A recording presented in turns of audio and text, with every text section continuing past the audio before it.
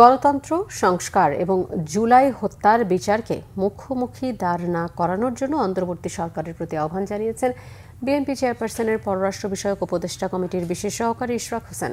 বলেন, গণতন্ত্র নিয়ে ছিনিমিনি খেললে তা মেনে নেওয়া হবে না। শহীদ প্রেসিডেন্ট জিয়াউর রহমানের ৪৪তম শাহাদাত বার্ষিকী উপলক্ষে বিকেলে রাজধানীর ডেমরায় থানা বিএনপির আয়োজনে দোয়া মাহফিল ও আলোচনা সভা হয়েছে। সেখানে দুস্থদের মাঝে খাবার বিতরণ করা হয়। এ সময় ইশরাক হোসেন বলেন, মুক্তিযুদ্ধের ঘোষক জিয়াউর রহমানের দল গণতন্ত্রের পথে হাঁটবে, এটাই স্বাভাবিক। যারা গণতন্ত্রকে বাধাগ্রস্ত করবে তাদের বিরুদ্ধে লড়াই করতে পিছু পা হবে না বিএনপি। এর আগে রাজধানীর রায় সাহেব বাজার এলাকায় ঢাকা মহানগর দক্ষিণ ছাত্রদল আয়োজিত দোয়া মাহফিল ও আলোচনা সভায় অংশ নেন ইশরাক হোসেন সহ বিভিন্ন পর্যায়ের নেতারা। সভায় ইশরাক হোসেন বলেন, দেশের স্বাধীনতা এবং সার্বভৌমত্ব রক্ষায় কোনো আপোষ হবে না।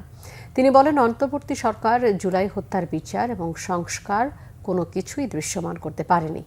সংস্কারের কথা বলে গণতন্ত্র এবং মানুষের ভোটাধিকারকে বাধাগ্রস্ত করলে ভবিষ্যৎ ভালো হবে না বলেও হুঁশিয়ারি দেন ইশরাক হোসেন।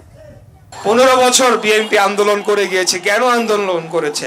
আমাদের 4-5 হাজার নেতাকর্মী জীবন দিয়েছে, আমাদের হাজার হাজার নেতাকর্মী গুম হয়ে গিয়েছে। এমনি তো আমরা এত ত্যাগ আমরা করি না, আমরা এই ত্যাগ করেছি বাংলাদেশে গণতন্ত্র প্রতিষ্ঠার জন্য। অতএব এই গণতন্ত্র নিয়ে যদি ছিনিমিনি খেলা হয়, সেটাকে ভবিষ্যতে আমরা কোনোভাবেই বরদাস্ত করব না। বাংলাদেশে বিচারও চলবে, গণহত্যার সংস্কারও চলবে, কিন্তু সেটার সাথে নির্বাচনকে, গণতন্ত্রকে সাংঘর্ষিক করা যাবে না, মুখোমুখি করা যাবে না।